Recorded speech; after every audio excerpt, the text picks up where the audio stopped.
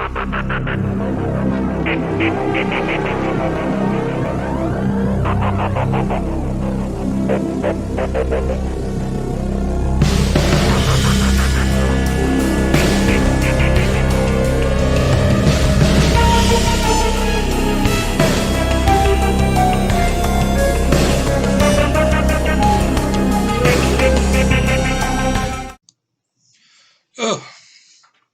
hello, my Bill for Thousand Nation. How is everyone doing today? We are back. It's been a busy day. Had to work on the van and the PT Cruiser. Didn't think I was going to get in here for a second. All right. All that aside, how's everyone doing? Yeah. Let's see. What are we starting with here? Hold on a second, y'all. I am so unprepared. Okay, yes. That. Yeah. Alright, get my big old booty back here where it belongs.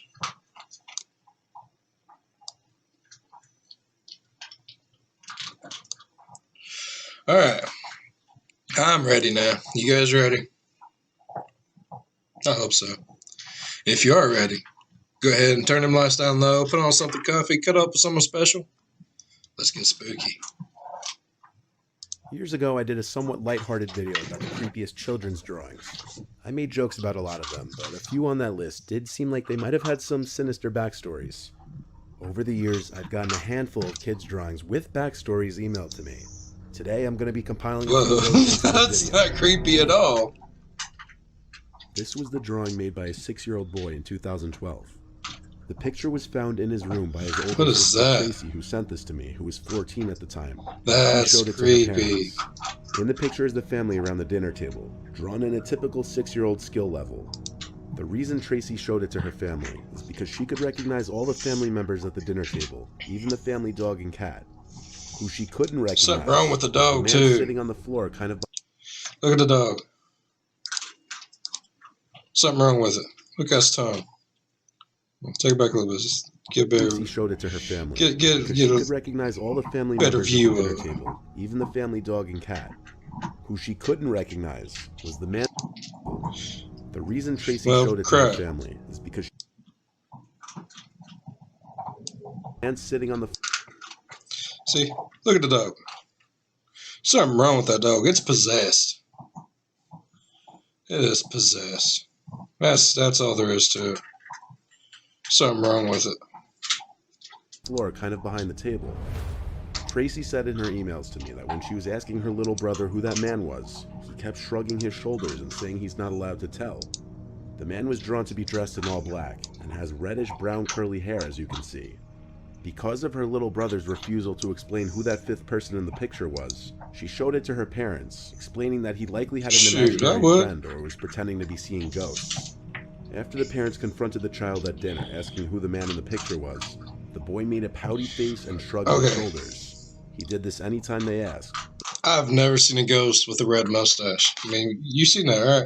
You've seen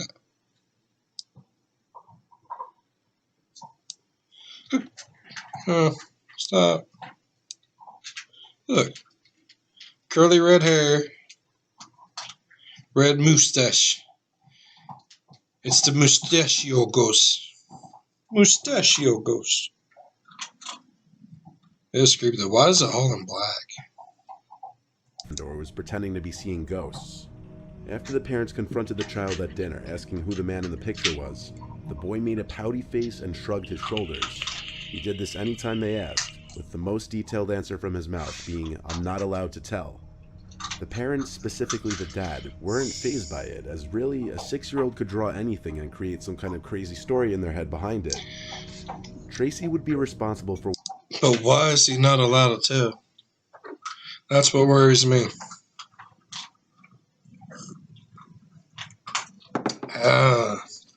Sounding awfully shady. Watching her brother often when their parents weren't home.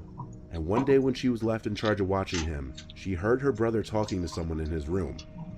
Upon getting to his room, she learned he was just playing with his toy car set on the floor, talking to most likely himself as he played. Tracy asked if he was talking to anyone. He looked at her and shrugged his shoulders again, pouting his face. Tracy then noticed some candies on the floor of her brother's room. A specific kind of green apple flavored candy. There's something wrong with that. Ghosts don't bring you candies. Like at all. Ever. She'd never seen her mother buy before. She asked him where he got this, and he ignored her, going back to playing.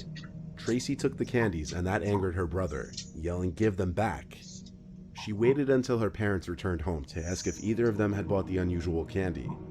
Since the boy was only 6 and it was summer break. I hate to say it though, I like those candies. The Fruities, they're like Tootsie Rolls, but you can give them like green apple, blue raspberry, vanilla. I like them. I love the green apple ones. Right there. I love it. I'm fat. AKA Don't judge receiving me. candies at school wasn't even a possibility. The random candies appearing in the boy's room became a concern. Even as the boy was scolded and pressed by his parents as to where he got the candies from, he still just made his pouty, angry face and ignored them. The boy was grounded by his father until he would answer the question, so he wasn't allowed to leave his room. The family checked the closets in his room, under the bed, even the closets outside of the room. The idea that someone was inside of the house was out the window. On that same night that he was grounded, Tracy sat close to her bedroom door instead of on her bed, so that she would easily hear if and when her brother in the next room would start talking. And sure enough, when he did, which to note was way past her brother's bedtime, she jumped up and ran to his room, opened the door, and saw her little 6-year-old brother standing at his open window talking to a man who looked as though he were about to climb into the room. Tracy screamed for her mom and dad, causing the man at the window to flee. Whoa. That was unexpected, bro. Now we know why he wasn't supposed to tell, because there's a... Didn't y'all's mamas ever teach you not to take candy from strangers? No. They should have been better parents. That's ridiculous.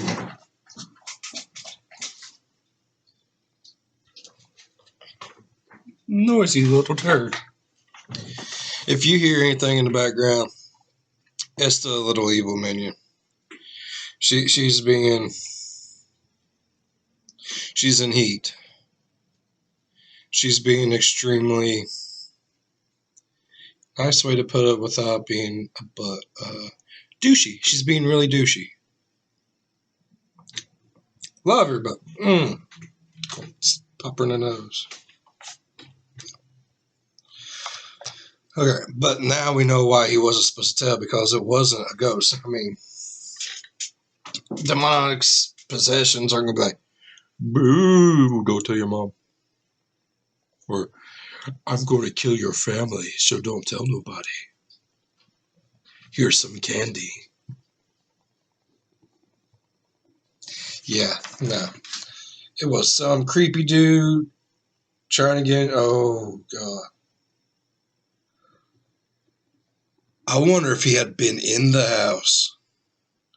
Like, evidently, he's comfortable with going in through that little boy's window. I wonder if he's actually been in that little boy's window. Oh, no. Oh, no. Her brother began to cry. Once Tracy told her parents that a man was talking to her brother through his window, the police were called. The boy still refused to talk at first, but with the police there, he eventually said that his friend told him not to tell anyone about him, or that he couldn't come and play anymore. When asked his friend's name and age, he said he didn't know. When asked what the two of them would do, the boy said he would come with snacks and candies for him and just play with toys. When asked how they met, he said they met in front of the house one day when the man stopped on his bike and gave him some candy. After offering to come back with more candies and snacks, Tracy's brother told him which bedroom window was his, and that's when this started. No.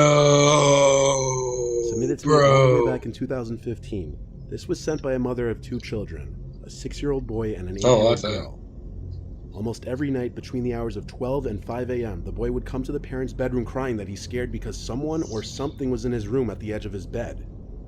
The boy would claim that every night the person or thing would come out from his closet and move to the same spot at the foot of his bed and just stand there not moving.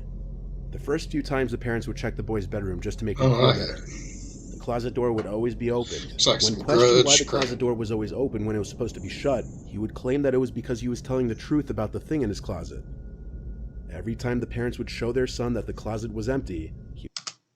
Alright, I'm already paranoid. What if... Sorry, that was bothering me. What if there's someone actually in this closet? Okay, because I know the parents are checking the closet, but roll with me now. Roll with me on this one.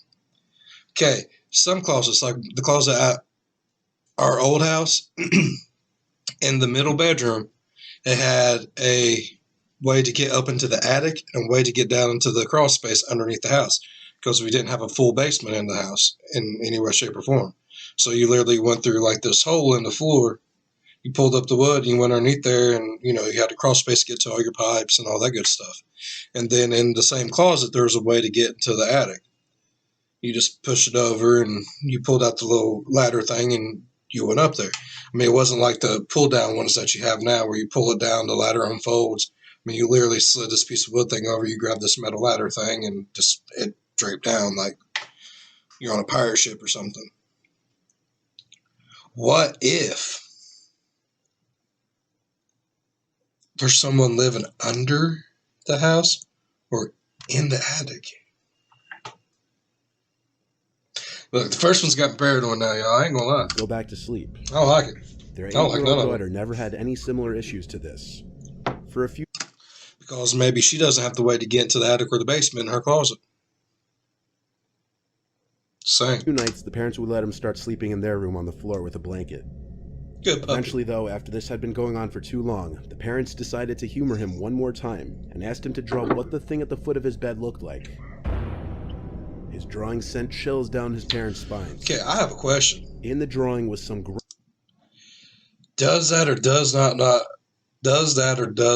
not look like the Grudge? And look right here in the closet. Right there. It's really, really dark. Is that a window? What's that in the window? Okay, hold on. What if it's really coming out of the floor in this closet? Shoot, I'd be bored. I mean, look, right here. That's unusually dark spot. Like, the little kid has drawn, the shadow everywhere. But why is that so ungodly dark? You can tell it's not the line because there's a line there. It goes this way, and then down this way, and then back this way. Maybe it's really coming through a hole in the floor. grudge-like figure that seems like it would be enough to give a grown man nightmares. And what's let alone this? A 6-year-old boy. There also appears to be something at the window, and when questioned about this, the boy said that he sees it at the window sometimes too when it's not at the foot of his bed. The parents' solution to this. I'm telling you, crawl space.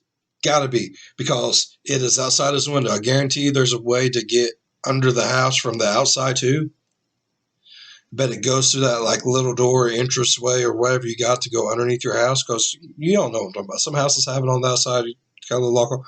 Maybe they broke the lock off of it. They go through and then they found the hole right here in the closet and they go in there. And maybe like the way in is like right here below his window and it's just there and looks at him. See if he's asleep and then comes in through here and goes through the house. Ooh, I'd creep myself out. Ooh, no. Was moving their son's bed to the spare bedroom across the hall that didn't have any big closets. The mom who submitted this couldn't help but get a little creeped out herself at the drawing, and every time he would come crying to their room in the middle of the night.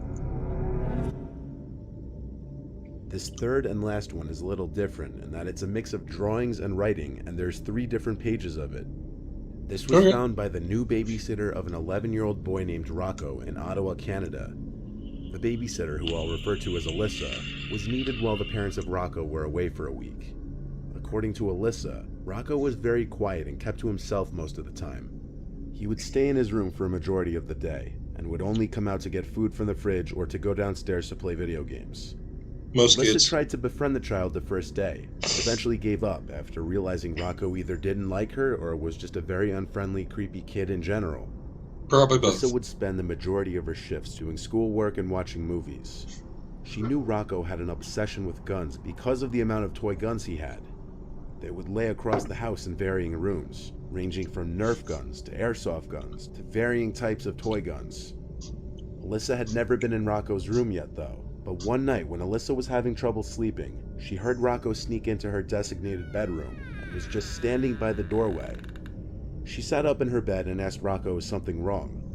Then she just closed the door. I pumped this little creepy kid down the hallway. Bam! For Sparta.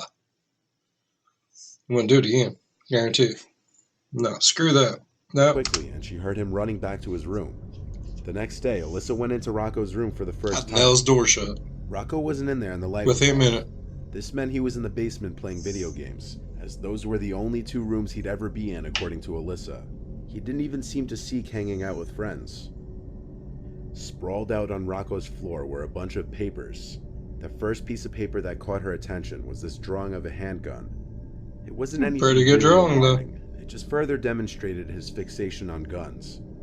Alyssa dug through the papers, though, and found 4 pieces of paper stapled together with 3 different staples. They formed what could best be described as a little storybook. The first page looked to be the cover page, titled The Babysitter. Immediately, Alyssa assumed this little book was about her. But not wanting to get caught reading it, she took pictures of each page of the little booklet, as well as a picture of the handgun drawing, and left the room to go read it on her phone elsewhere.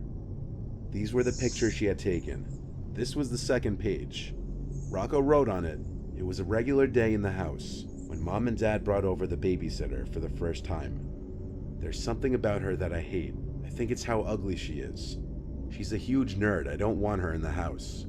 Not sure why my mom and dad hired her. I think I'm gonna have to..." Okay, it doesn't say nothing about he doesn't want her in the house in this. I'm reading it. It says, I hate. I think it's how ugly she is. She's a huge nerd. I'm not sure why mom and dad hired her. I think I have to kill her. Holy.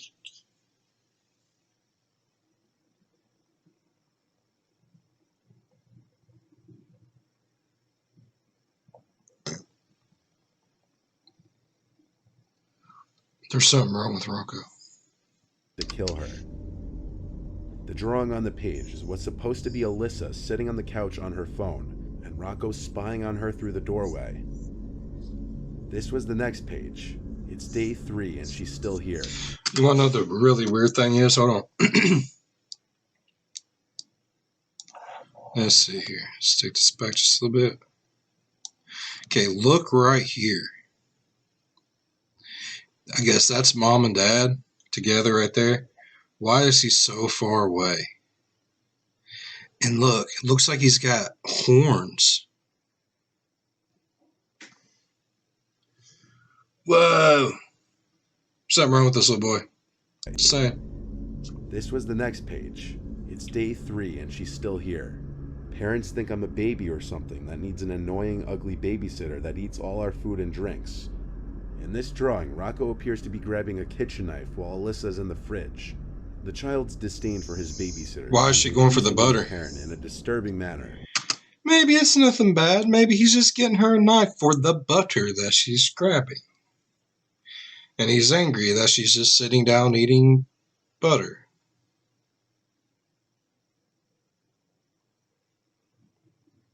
So, The next and last page is by far the worst. It says, "She caught me sneaking into her room.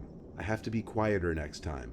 The picture is quite obviously Rocco holding a knife behind his back while Alyssa lay asleep in her bed. oh my God. What if she wouldn't woke up that night with this little creepy turd nugget? He probably would have stabbed her. A lot. Yeah, no, I'd quit. Are beyond transparent. Alyssa returned to Rocco's room while he was still in the basement, and lo and behold found a small kitchen knife on his bedside nightstand. Alyssa sent the pictures of the drawings and knife to Rocco's parents and then called them. At first the parents tried to convince her he must be joking around, but they were apparently easily... Even if he's joking, that's still a little, we'll just say sadistic. Yeah. I mean, kids do stupid stuff. I ain't gonna lie. Like, I'll take firecrackers and put them around like ant hills and blow them up and stuff whenever I was little. Not the ants, just like the ant hills, just bored. But I mean, I never like killed cats and kept their heads and talked about killing people and drawing pictures of it. That's a little.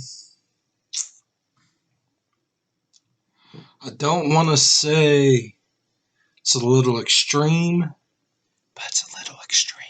Convinced that Rocco could have monstrous intentions.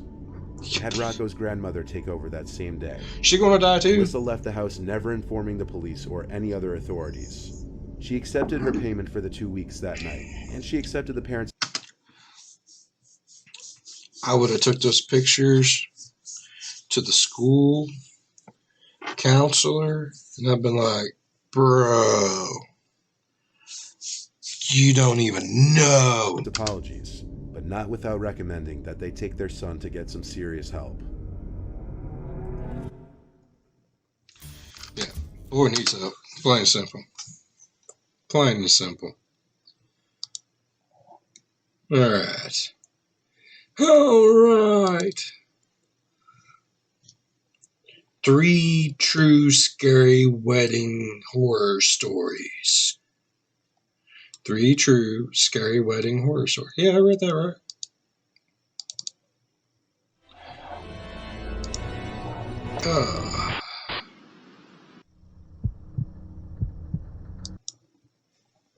Alright, this one is, as I said, 3 true scary wedding horror stories by Mr. Nightmares.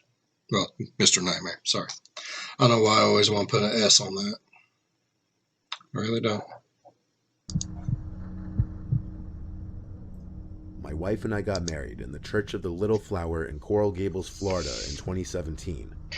We invited all of our close friends and family, including the family that neither of us really liked, because that's just what you're supposed to do. Yeah. My wife Allie has this estranged aunt Chelsea that no one in her family is really close with. She used to have serious drug problems. It spiraled her down a path that just led to a rift between her and the rest of the family. Well, Aunt Chelsea was invited to the wedding, and when she showed up, she surprisingly came with a date. But unsurprisingly, he didn't look like the kind of guy you want to bring home to mom and dad. Right from the first time I laid eyes on him, I knew he was different, not in a pleasant, quirky way. After the wedding ceremony, of course, came picture time. The 6 bridesmaids, 6 groomsmen, and my wife and I all went to this nice backyard section of the church campus to have pictures taken by the hired photographer. Some close family from both sides came along as well to watch while most others went to the party hall. Aunt Chelsea and her date came to watch us take pictures as well. This was when I first got his name, Rob. The 2 of them were making everyone uncomfortable, like everyone in the bridal party would joke around and we'd genuinely laugh. Then either Chelsea or Rob would yell out these weird, inappropriate things. They just kept doing it to the point where they created awkward silences, and all of us were just internally cringing, dreading what weird things they'd say next. It got very awkward very quickly, let's just say that, to the point I wanted them to leave altogether. Anyway, we eventually finished with pictures. Then we migrated to Comber Hall, the party hall connected to the church, where food and drinks were being served. Being the groom, all the attention is on you at all times. You barely have a chance to sit down and gather your thoughts or even eat. Every second I had someone else coming up to congratulate.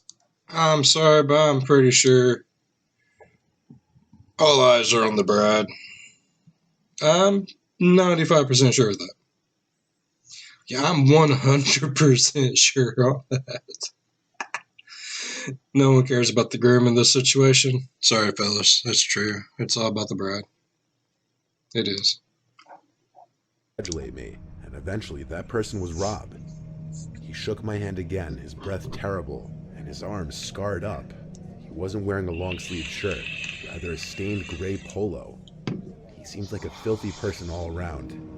He started talking to me with this loud, almost demeaning tone. I did my best to just be polite, and eventually he walked back to Chelsea. This was the last time I saw him that day. Eventually, I saw Chelsea sitting by herself at the table, so I asked Allie where that Rob guy went. She had no idea either. After a while of Chelsea sitting by herself, Allie went up to her to ask her where her date was. Chelsea didn't know. She hadn't seen him in an hour. Chelsea also explained that they met in rehab, and that she had only gone out with him 4 times.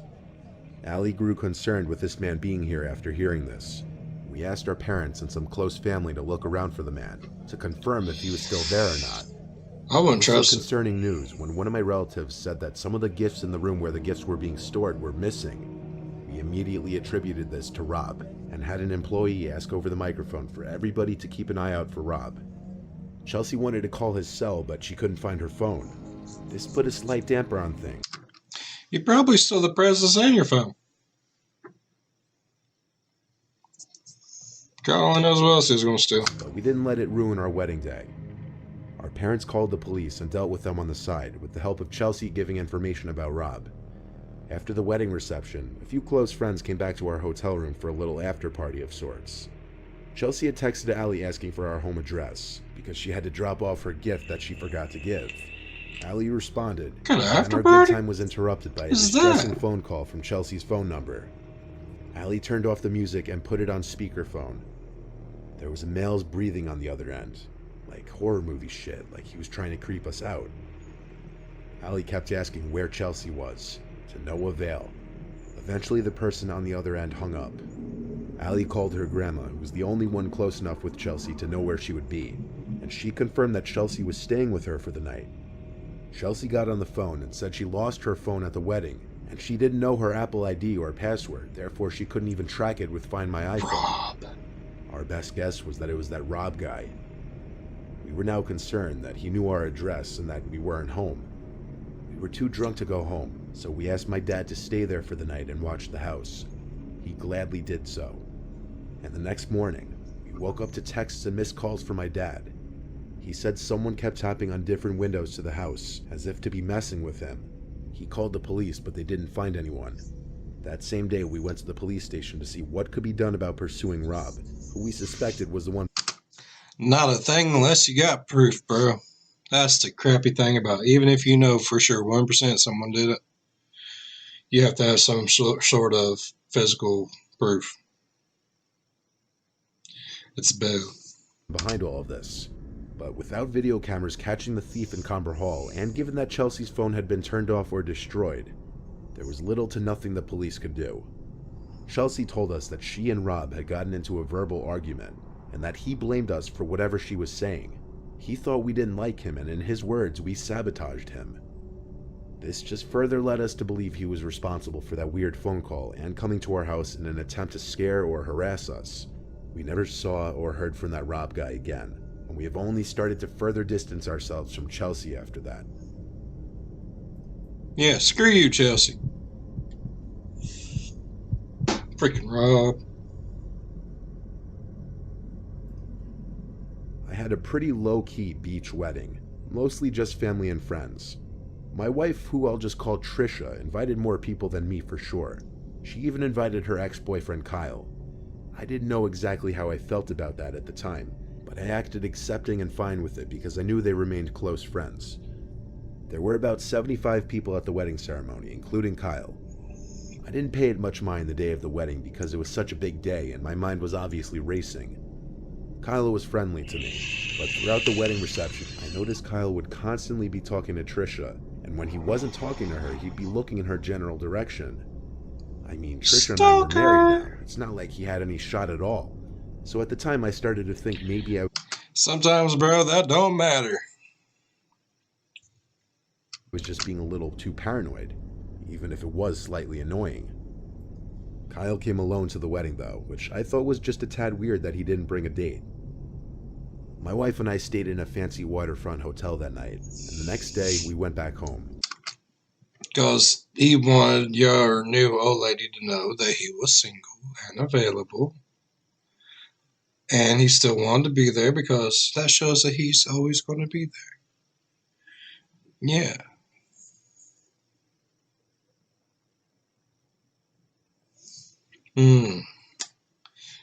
I have a feeling there's like some stalkery stuff going on here. couple people who didn't make the wedding came by the house to congratulate us and drop off gifts. That's nice. Surprisingly, Kyle stopped by as well. Trisha and I had recently moved into a new house together, and Kyle claimed to have stopped by to check out our new I'm sorry, I would have done pimp slap Kyle right across his freaking face. place and to drop off his gift that he didn't get to give us yesterday. He handed us, well, Trisha specifically, an envelope and a little foot-long teddy bear holding a heart. On the heart was our initials, which I actually found to be a nice, thoughtful gift.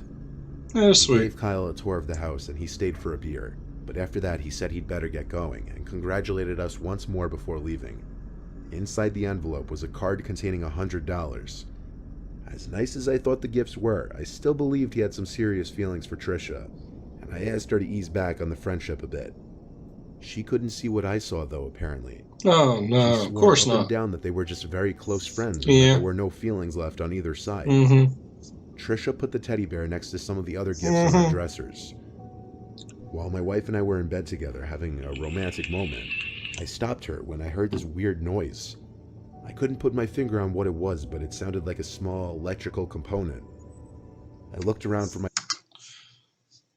There's a camera in the teddy bear. I bet you $5. I bet you $5. Camera in a teddy bear. found it was on my nightstand. I chalked it up to being a vibration from a text notification. Nope. Half an hour later, laying in bed with the light off, I once again brought up Kyle, asking if he'd texted her since the day before. She said he has, and I got a little annoyed. I repeated myself, saying I don't want her talking to him anymore. She got a little mad at me for accusing her of being interested in him at all. I assured her he was still interested in her. Why else would he stick around in his ex's life like this? She got back at me with her assurance that she doesn't view him romantically at all, that she's no longer attracted to him, and that she broke up with him for a reason. She followed this with she will ease back on her contact with him. I apologized for coming at her like that, and we went to sleep. The next day, when I got home from work, Trisha exclaimed that Kyle randomly blocked her on Instagram, and when she texted him asking what's Camera in a wrong, teddy he bear. replied, "What do you care? I heard the things you said." When she tried texting back asking what he was talking about, she saw that he blocked her number now too. I wondered if maybe she butt-dialed him on her phone while we had that conversation the previous night. Nope. But when she checked her call history, his name wasn't there. I wasn't angry though. Him blocking her meant I was right. He did still have feelings, and now he'd be gone. That night while in bed, we talked about it some more. Then I heard the little electronic vibrating sound again. I looked at the teddy bear on the dresser. Then I got up and went to pick it up, and my heart dropped. I grabbed a knife from the kitchen and started to tear the bear open. Trisha realized it immediately too. The inside of the bear's head was a square electrical component wired to what was very obviously a camera behind the left eye and a microphone box wired to the left ear. $5. Give it to This me. was Give connected it to to me. some Pay kind up. of Bluetooth Pay up. device that would probably allow a phone to send and receive Money. data. We went to the police that night with the teddy bear and filed a police report. We then hired a lawyer and pressed charges against Kyle for invasion of privacy. And the judge ruled in our favor and required Kyle to pay us $15,000 each. Trisha also got a restraining order against him. Shoot, That was the end of him in our $15,000? lives. Did this fool say he had to pay them $15,000 a piece? Bro, I want someone to spy on me. I want But we still do $15,000. sometimes worry that he may pay us an unexpected visit.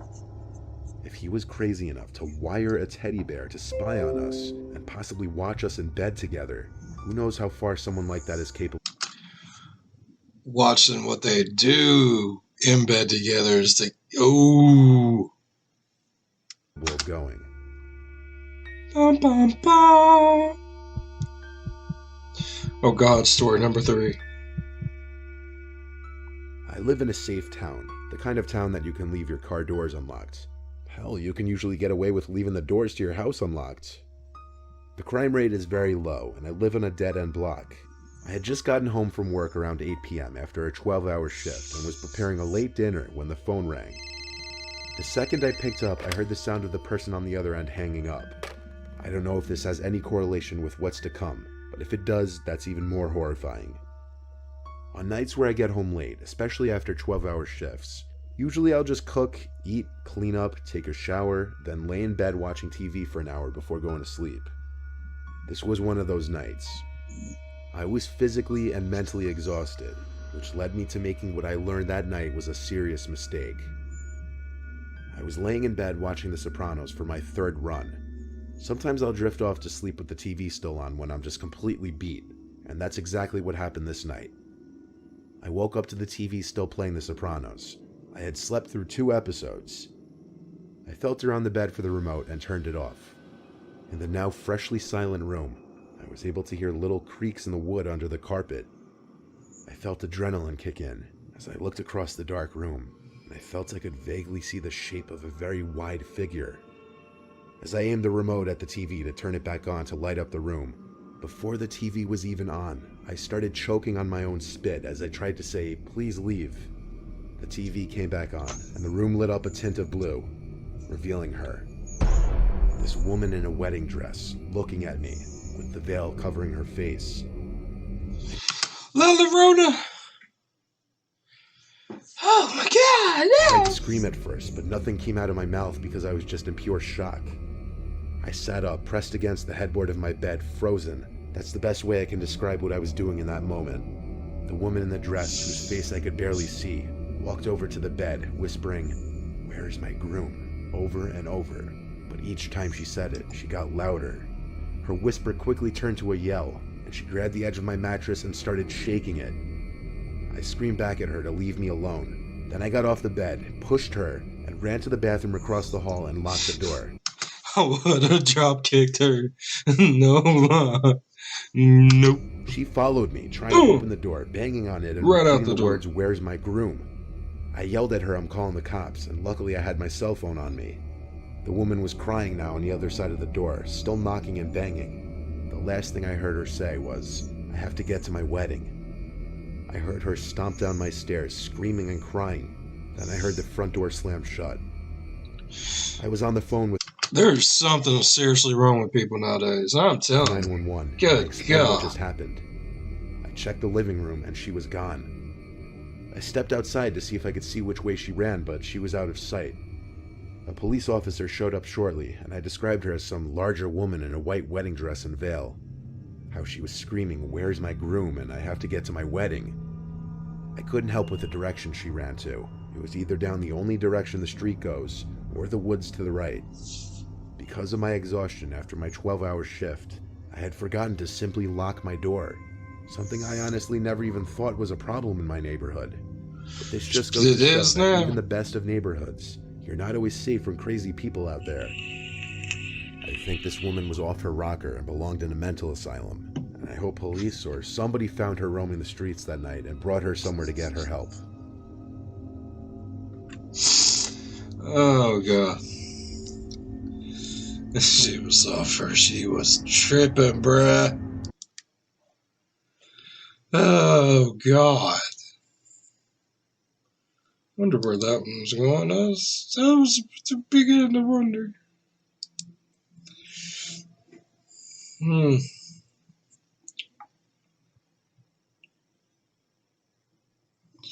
Alright, let's do a little life lotion. This one's titled "He Loves to Watch Her Sleep." Bro, how do you feel safe going here if this guy's own daughter is afraid of him? He sounded really mad, and then he just stared at me, drooling. What the hell?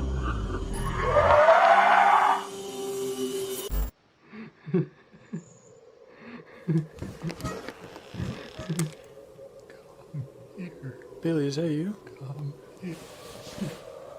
Bailey? Oh god! I ain't gonna lie, that kind of scared the poo out. I'm Parker, and this is my friend Chester. Poor Welcome Chester. back to Life of Luxury. Let's hit 100,000 likes for more new episodes.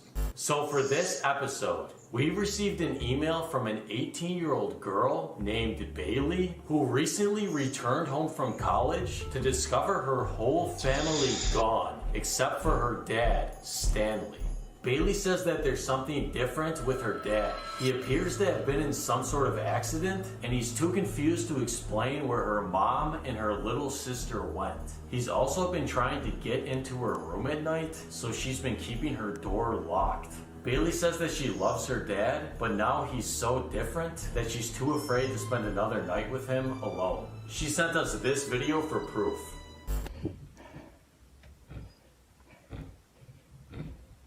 Dad? What are you doing?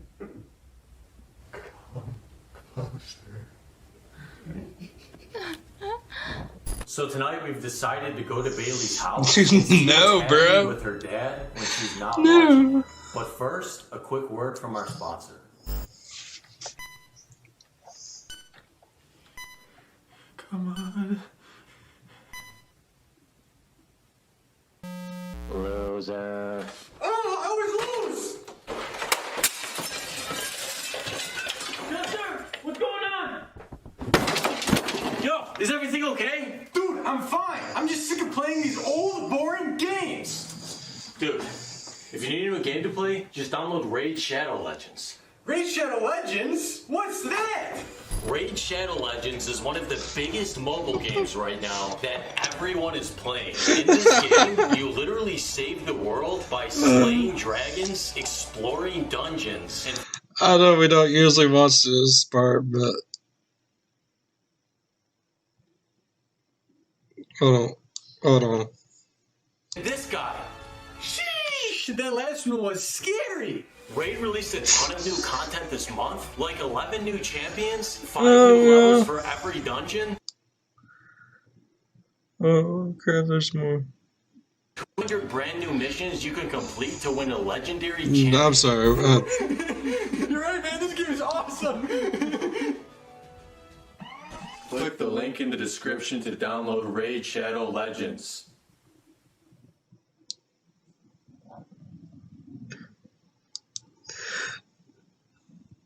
Oh God, that was too much.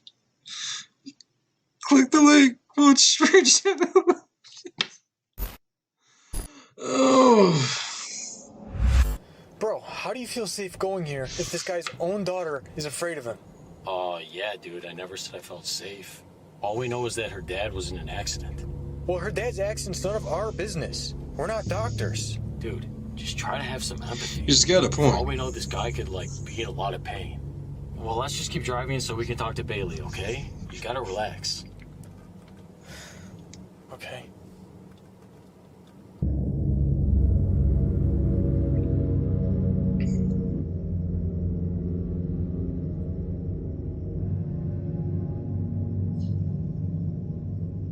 Your destination. Wait, it's right here, dude. We gotta pull over. Okay. Bro, this house looks totally empty. Are you sure you actually want to go in there? I'm sure, yeah. Let's just go in. Alright, fine. Alright, yo, let's go knock on Bailey's door, okay? Alright.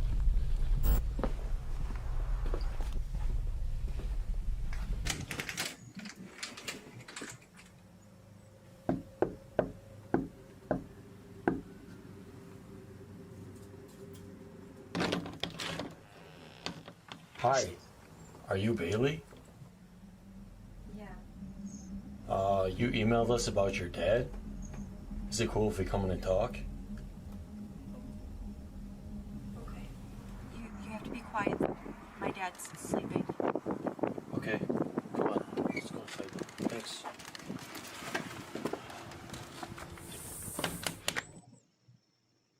So Bailey, thank you for letting us sit down with you.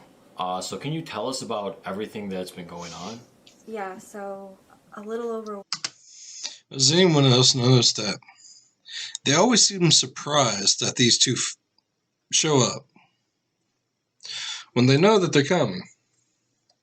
And every time they get there, they're always like, "Yeah, sure, come on in, I guess." Just shh.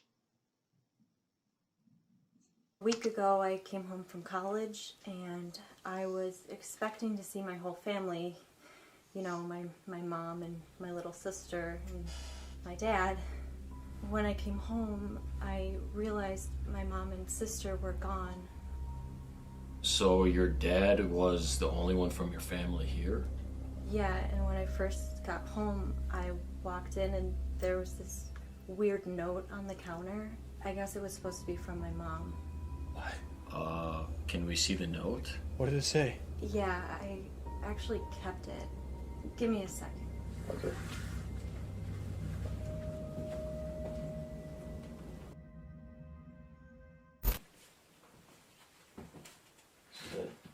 This is it.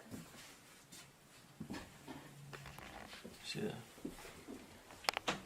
Me and sister go to eat from mom? Bro, what? Okay, thanks. Here you go. Can you sit down? Me and sister go eat. Her mother Hulk. Hulk talk weird like that. Yeah. So you haven't heard from your mom or sister at all? No, at first I tried asking my dad what happened, but I think he's been in some kind of accident. What do you mean by that? I started locking my door at night because he's been trying to open it every night since I got back. But last night was different.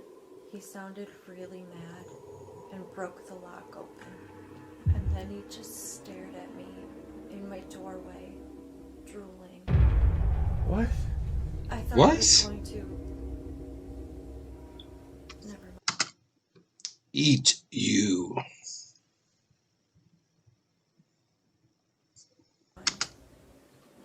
Oh, okay. So what have you noticed that's different about his behavior and his personality? Me and my dad used to be really close. Like, we were best friends. But he doesn't talk to me anymore. I think the only thing he said to me since I got home was asking if he can meet my friends. I think he wants to meet my new friends I made in college. He also seems really confused. I tried to care for him, but he just locks himself in his room all day. What's he doing in there? I don't know. Every night I can hear him groaning. I'm not sure if he's in pain. I also hear this really weird old music coming from his room at night. I think he's watching something. Okay, so Chester and I kind of want to go talk to your dad now. Why don't you just head to your room now and get ready for bed, and we'll stop by later to set up a camera? Yeah, that's fine. Okay, come on. Well, she don't want to get ready for bed, Brett.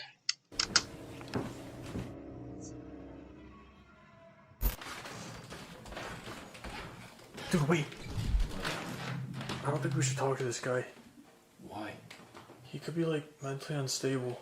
Dude, we're just talking. It's not a big deal. Come on, what's going on? Alright, fine.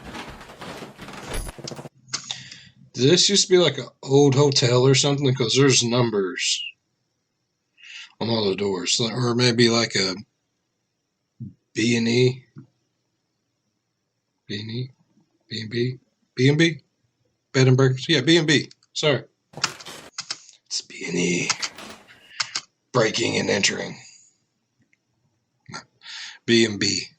Breakfast and bed and breakfast, yeah. Because I seen a number 2. That says number 3. Stanley? Dude, he's not saying anything. Dude, I'm just... Yo, we gotta get out of here, bro. Come on. Come on, get up. Oh, come on! We gotta go!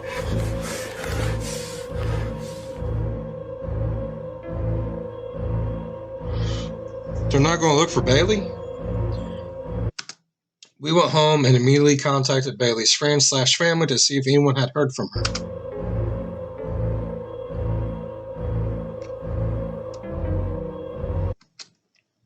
No one responded. Because the dad ate them all. He got them all to come to the house. He ate them, every last one of them. Well, that was kind of creepy. Thank you guys for watching this episode. Let's try to smash 100,000 likes. Normally for the they next go episode looking to be for 'em. released. And thank you so much for over. Today's story has a big twist.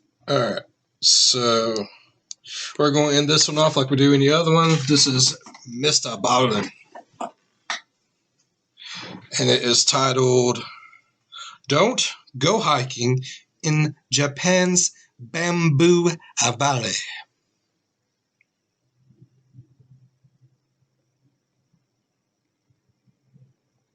No, fair enough.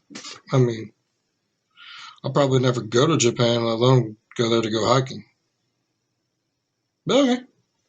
Today's story has a big twist at the end that has fascinated the internet for decades. But before we get into today's story, if you're a fan of the strange, dark, and mysterious delivered in story format, then you've come to the right place because that's all we do, and we upload 2 or 3 times every week. So if that's of interest to you, please invite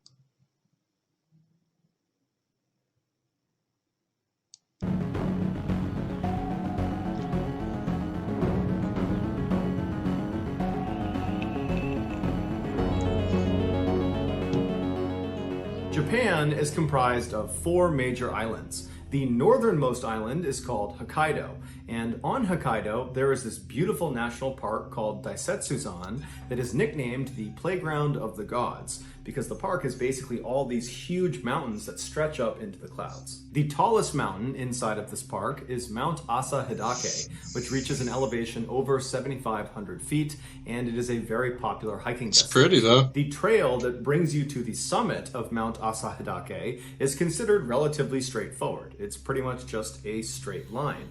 But there is one very tricky spot. On the way up, as you get closer and closer to the summit, the trees begin to disappear and you're left with this kind of open landscape where the trail becomes fairly ambiguous. It's hard to know where you're going. And so hikers are instructed to look for a landmark, which is this big square boulder that's known as Safe Rock. And once you get That'd be to quite Safe obvious. Rock, apparently the rest of the trail is easy to identify and follow. There's not very many just big old square rocks. I mean, that's good All landmark. the way up to the summit. There's a catch though. In the same area as Safe Rock is another large square boulder that looks exactly like Safe Rock. And this imposter is called False Safe Rock. If a hiker confuses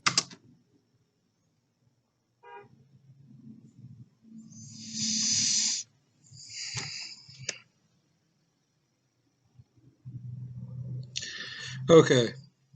I'm just going to go ahead and say it. That's stupid. You're alright. You're going to take this path, clear up. Now you're going to look for a rock that's sticking up out of the ground. It's going to be in the shape of a square, so you can't miss it. Now be careful, because there's another one up there in the shape of a square. Now if you follow the first one, you're safe. If you follow the second one, you're going to die. How do you tell them apart? Oh, you can't. One's this one, one's the, they look identical. I mean, real photo of false rock, and it looked a lot like Safe Rock. I'd get out there and I'd like paint a red X on the side of one or something. Oh, you definitely know, not that one. Paint one hot pink, bright purple, something. That way somebody knows, okay, you're going to go out there. There's going to be 2 rocks poking up out the ground. One's going to be square, the other one's going to be square. But the other one that's painted completely purple, don't go that way. You're going to die. Stay with the colored rock that's squared. Yeah. Same. It's kind of stupid. false safe rock for the real thing and then attempts to take the path leading away from the imposter, they will be led down a path that many people have gotten lost on. At first, it will feel like you are making progress towards the summit of the mountain, but eventually the trail begins to gradually go downhill. Now, you would think that would be a fairly obvious red flag if the trail No, it wouldn't. I've hiked to many places, and you get on a trail that's supposed to take you to the top of a hill or to a lookout point or something, and sometimes you go up and back down. I mean, sometimes there's not always, oh, you just go straight up this way. Sometimes you got to go up, back down a little bit, around this way, around that way, back up a little bit, back down, and then you're there. Sometimes it's not always a straight shot, so no, that's not going to be a dead giveaway. Is going down and you're trying to go up to the summit, that probably something's gone wrong here, you've taken a wrong turn. But put yourself in the mind of someone who's made this mistake. In their mind, they reached the landmark of Safe Rock, although it was the imposter, false Safe Rock, and so they think they're on the right path. And if this is their first time being on this mountain, which a lot of people it is, they'd probably convince themselves that they've gone the right way and just keep on going. And so if you just keep on going and you don't recognize this mistake, about a mile away from false Safe Rock, you enter into this valley that's completely overgrown with thick bamboo. It's very swampy, and there's lots of very steep cliff drop-offs. And once you go inside of this area, you can't see anything because the bamboo is so tall and so thick. And so it's very easy to get turned around, and it's pretty easy to accidentally walk off of a cliff. And so over the years, hikers who have accidentally Paint the rock red. Just saying. taken the trail leading away from false Safe Rock have gotten lost in this treacherous area, and not all of them have come back. In July of 1989, two men from Tokyo were hiking up the trail towards the summit of Mount Asadake when they reached what they believed was Safe Rock. However, it was not. It was false Safe Rock. And so when they followed the trail leading away from false Safe Rock, it was not long before they were lost in that valley overgrown with bamboo. That night, when these two men did not come home, their friends and family called the police, and a search was launched for them. Over the first couple of days, there was no luck. They could not find these two guys. They had no idea where they had gone. They looked all over the swampy area, thinking that's where they might be, but they couldn't find them. But then on July 24th, a helicopter was flying over the mountain over an area that had not really been thoroughly searched. It was just to the east of that valley with all the bamboo where they expected them to be. And this helicopter pilot, as he went around a corner, he got a view down to the midsection of the mountain, and he saw this big, wide open clearing. And right in the middle of this clearing are three huge letters. They are spelled using birch logs, and the three letters are SOS. SOS is an international code used to signal extreme distress. And birch is really good to use because if you don't know what birch trees are, they're amazing firewood. First off, like the bark, it can be wet and you can still light it on fire. But they are like really, the bark on it's really white and papery. Even if some of it peels off, it's still a really, light colored wood. So you put the really light wood on all this green, you're going to be able to see it really well. That's they must be subscribed to Bill 5000 Reacts because they got big brains. People who go missing or who get stranded somewhere, they will try to spell the three letters, SOS, as big as they possibly can, and then they will camp out near their signal in hopes that someone will see it and then come and rescue them. This helicopter pilot that's seen this distress signal immediately flew over the letters, expecting to look down and see the two missing hikers from Tokyo. But when he was hovering over the SOS and he's looking down, there was no one there, despite the fact that this was a wide open area. They are not in the bamboo valley anymore. But either way, he signaled to the rest of the search party that he had found their SOS signal, and before long, more helicopters and search teams were brought over to that area. And then several hours later, a search team that was on the ground, who was walking about 2 miles north of this SOS signal, saw these two very haggard-looking guys come out of the bamboo brush, and they come walking up towards them, and it turns out it was the missing men from Tokyo. They were very ragged, they were dehydrated and famished, and they were kind of on the brink of death, but they were alive and they were extremely happy to have been found. And so a helicopter was brought in, the two men were flown out to the nearest hospital, and then after receiving medical care, it was determined they would both make full recoveries. Excited by this news, the pilot and some of the other rescuers went to the men's hospital room to pay them a visit. And over the course of their conversation, the pilot brings up to the two men that they were really smart to build that SOS signal, that in fact, had they not built the SOS, it's unlikely anyone would have found them. And as soon as the two men heard this, they kind of reacted to it. They looked at each other, then they looked at the pilot. It wasn't them. It was aliens. And they said, "What SOS signal? We didn't make an SOS signal." After asking the men several questions to make sure they really didn't make this signal, the pilot and the rest of the searchers said, we have to go back to the mountain. We have to go back to the SOS signal because somebody else has made it and they need our help. And so early the next morning, the searchers went back out to the mountain, back to the SOS signal to scour the area all over again. And shortly after they began this search, one of the searchers found this deep hole underneath the roots of a tree. And in this hole was a backpack. And in this backpack, amongst other things, was a driver's license and an audio recorder. The license belonged to a 25-year-old Japanese man named Kenji Iwamura, who 5 years earlier had been staying at a lodge near the mountain, and one day he had left, and on his way out, he had told the owner of this lodge that he was going for a hike to the summit of Mount Asadake. A couple of days later, when Kenji was supposed to check out of the lodge, he didn't, and so the owner went to his room, he knocked, but there was no answer, and so the owner used his master key, he opened the door, and when he looked inside, there was no Kenji, but all of his belongings were still there. And so the owner thought that was odd because the last time he saw him, he was going out for this hike, and so he put two and two together and thought, you know what, I think this guy's in trouble, so he called the police and reported him missing. A search is launched for Kenji, but Kenji was never found, and so there was always this mystery about what happened to him. Fast forward back to 1989, and these searchers are looking at this backpack, they've just looked at this license, and then one of the searchers reaches in and pulls out the audio recorder and hits the play button. What they heard was very disturbing. It was the sound of a young man, presumably, who was very distressed, who was calling out for help. And it's believed this...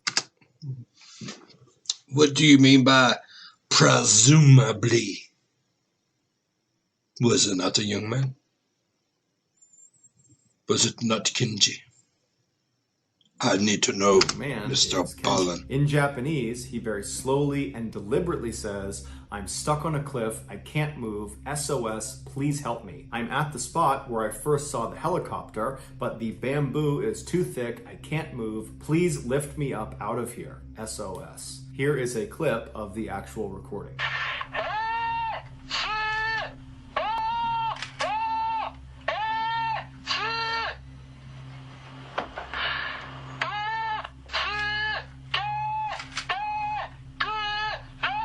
At this point, it seemed fairly obvious to police that based on the proximity of the backpack to the SOS letters and the fact that the recording, which was in the backpack, had Kenji literally saying SOS. He says this on the recording, that Kenji must have been the one who built this SOS sign. He must have built it back in 1984 when he got lost.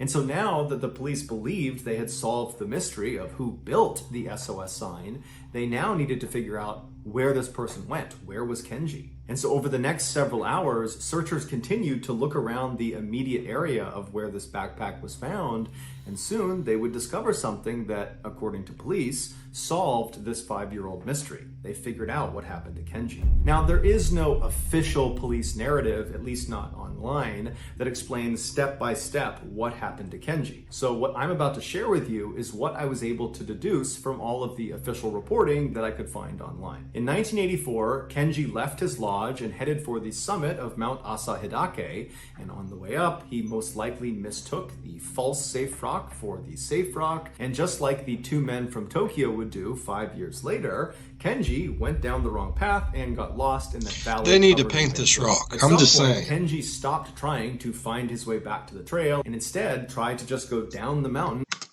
Yeah, because in the original map, they showed the aerial view, it said some kind of river. If he can make it to that river, rivers lead you to land. They do, because a lot of cities are built on rivers, stuff like that. You can find the creeks lead to rivers, rivers lead to civilization. It's just how it is. Any way he could. And so as he's making his way through this very thick vegetation and this bamboo, he eventually gets to a point where he lowers himself down over this ledge and he lands on this cliff. And as soon as he... How big can bamboo even get?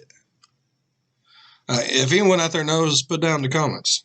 I'd like to know. He lands, he looks over the edge, and he realizes he can't go any farther. It's too steep, it's too dangerous. But when he turns around to try to climb back up, it's also too steep. So he was trapped on this ledge. And so there, on this cliff ledge, he sits and waits, hoping that someone has reported him missing and they will come and find him before he dies. And at some point, as he's sitting there waiting, a helicopter flies overhead.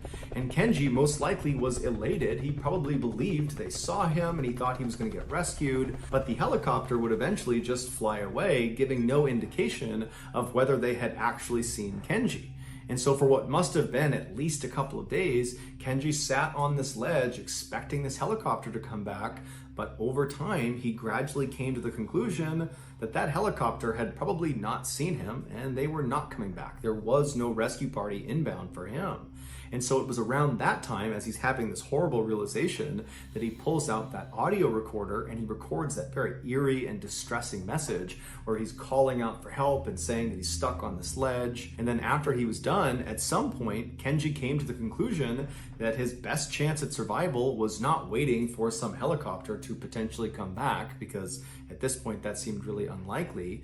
Instead, his best chance and perhaps only chance was to try to climb down this cliff right in front of him that he had already determined was way too dangerous. And so Kenji lowered himself and began climbing down this cliff, and miraculously, he got all the way to the bottom where the ground leveled off without serious injury. And so from that point, he just kept on walking down the mountain, trudging through all this bamboo, until he actually leaves the bamboo and enters this huge clearing on the side of the mountain, where basically it's devoid of any vegetation besides some birch trees off in the distance. And it was in this clearing that Kenji would construct that SOS signal, believing that was his ticket out of there. But unfortunately, it was not. 5 years later, after searchers had just located Kenji's backpack underneath the roots of that tree, they would go on to make that huge discovery that solved the 5-year mystery. And that discovery was a partial human skeleton laying nearby. And Kenji. eventually, that skeleton would be determined to be Kenji's. And at this point, the police said they were not suspecting foul play in Kenji's death. However, they did not release his exact cause of death. It's unclear if they just could not determine it, That's shady, though. or if they didn't want to release it publicly, but either way, we don't know what it is. And then after that, the police just closed the case and said, okay, we're done. But to the people who had been closely following this story, That's shady. this was a big deal at the time in 1989, they thought the police were kind of missing something. There was this obvious, huge discrepancy that they all figured the police were going to address at some point, and now it seemed like they weren't. And a lot of people felt like this is not a discrepancy you can just sweep under the rug. This is a really big deal. And that discrepancy was, how could Kenji have made that SOS signal? As a reminder, the 3 letters SOS that was found in that clearing, they were made with 19 birch tree logs. Each letter was 16 feet tall and 10 feet wide. And each log, each birch tree log that made these letters up, they were all about the same length and appeared to have been expertly cut, indicating they had been chopped with an axe or some other cutting tool. And where this SOS was actually located in the clearing, it was several hundred feet away from the other birch trees. So on top of the enormous effort that would go into cutting down 19 trees with an axe, and I can assure you that cutting down a tree with an axe or a hatchet, It's not easy or fun. Like, when you start chopping into a tree with an axe, however wide it is how big your chop needs to be. But luckily, birch trees don't get huge. They stay usually less than a foot thick. So is way harder than you think it is. Kenji would have also had to expend a lot of additional energy just dragging the felled logs over to the area where he actually built the signal. Basically, this was a gargantuan task that even for someone who was fit and healthy and strong in the best of conditions, they would still struggle with this. And so the idea that Kenji, after being missing in the wild for several days, he's probably dehydrated, he's famished, he's tired, he's sore. Bro, I didn't even think of that. Yeah, he has had nothing to eat, drink. Oh, no, he could have something to drink because Little tidbit of information. I do know this. In bamboo trees, if you cut them down, there's pockets in them that have water, so you can at least still stay hydrated. He's scared. He's in the worst possible shape you can be in. The idea that he pulled this off is kind of unbelievable. And in fact, the person who did Kenji's autopsy would say that Kenji was not physically capable of putting together that SOS signal. He was just too weak. And there's another complication to factor in. There was no axe or any other cutting tool found anywhere near the SOS signal, near the skeleton, near the backpack, nowhere. There was no cutting tool. So either Kenji did have an axe and somehow mustered the superhuman strength necessary to chop down 19 trees, and then he built this SOS signal, in which case, why didn't the authorities find the axe?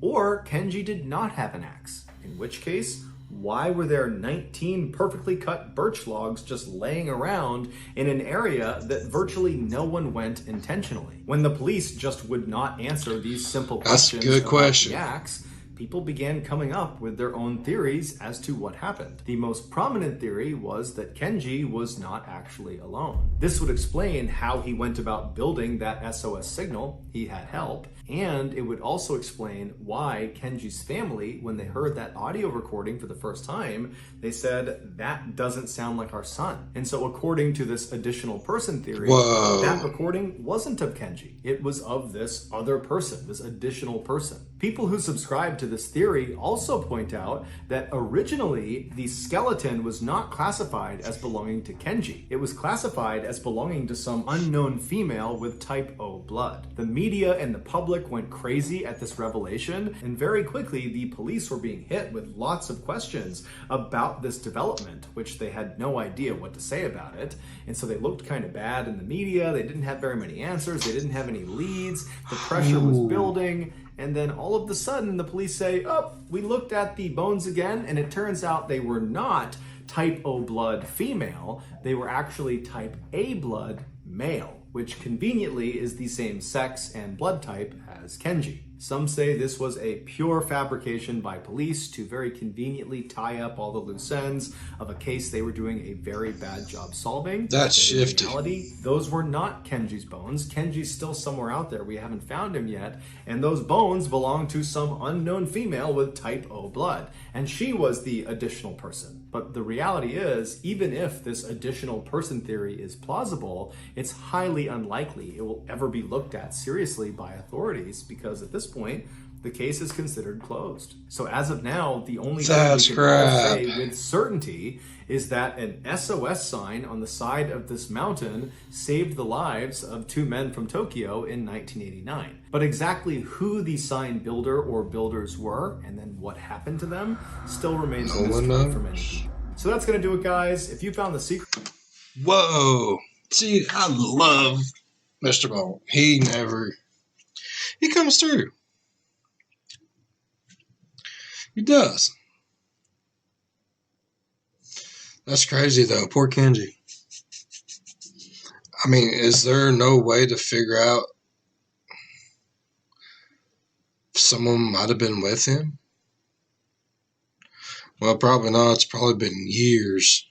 That's horrible.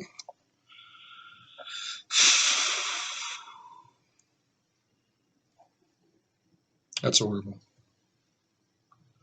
Feel bad for poor Kenji. Alright, y'all.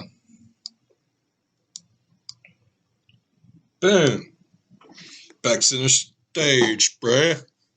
Alright. That's where we're going to call it quits. As always, Mr. Ballin comes through. I do like his stories. They are amazing. Yep. Alright. So, if you're a fan of the spooky, scary, strange, or deranged, think about subscribing. And, as always, be good to one another. I'll see you in the next one. Stay spooky.